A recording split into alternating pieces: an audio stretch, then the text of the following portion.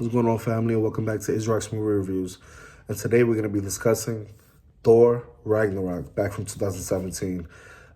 This movie was definitely a breath of fresh air, as the previous film wasn't that great, The Dark World, with the first movie, the first installment being really good. And I love the way this movie just basically picked up the franchise. You know, they say that Asgard's not a place, it's a people, and I believe that so. Released in 2017 and directed by none other than Taika Waititi, one of the best directors right now in the world.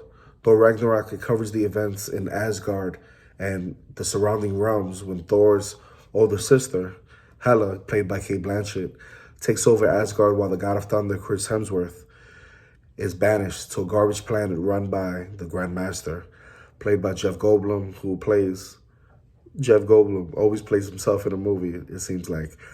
Thor proceeds to put together a dubious team to try to take back this home world, including Tom Hiddleston, who plays Loki, who's mischievous as ever.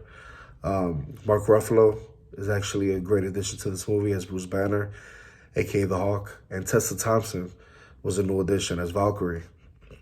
Anthony Hopkins and Benedict Cumberbatch are also on hand, respectively, as Odin and Doctor Strange. And I was a big fan of the first film, not so much of the second film, but for me, this one was one of the best.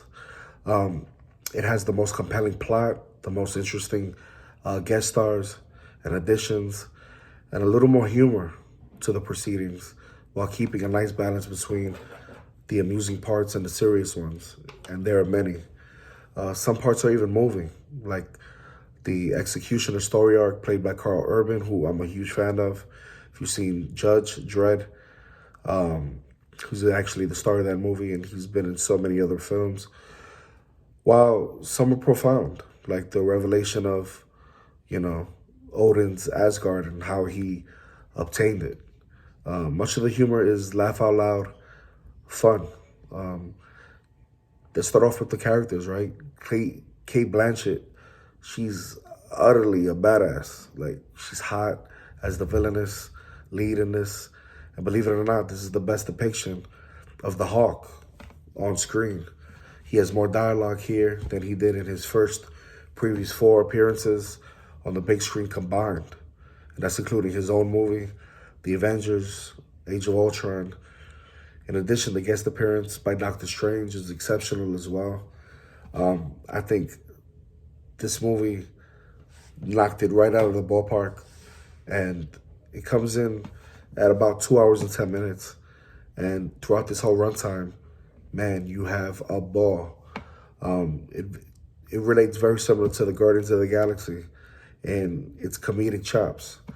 Taika Waititi was, I think, one of the best things about this film, having him come in and basically kind of revamp this series was nothing short of amazing. This movie began with Thor and ends with Thor. Just put it plain and simple. A lot of things happen, in this film, initiating Ragnarok, which is basically the title. And there are a lot of Easter eggs thrown in for future movies or maybe future battles. And, I gotta acknowledge that these movies, we shouldn't be really taking them serious, right? Because they're science fiction, but they give us such an even balance of either a little bit of horror, a little bit of comedic elements, out of action. And my only negative from this film was the CGI to me wasn't that great. But if you could set that aside, you're going to be in for a ride. I gave this movie 8 out of 10, just for the genius of Taika Waititi alone and the chemistry between the Hulk and Thor in this film. I think they were the new Marvel duo, kind of like those buddy cop movies. They work really well together, and I hope they actually get together down the line. And that'll be a delight to see again on screen. But definitely, if you liked this review, hit that like button, hit that notification bell. And if you want more content from me, all you got to do is subscribe. Look forward to seeing you again. Till the next one. Peace.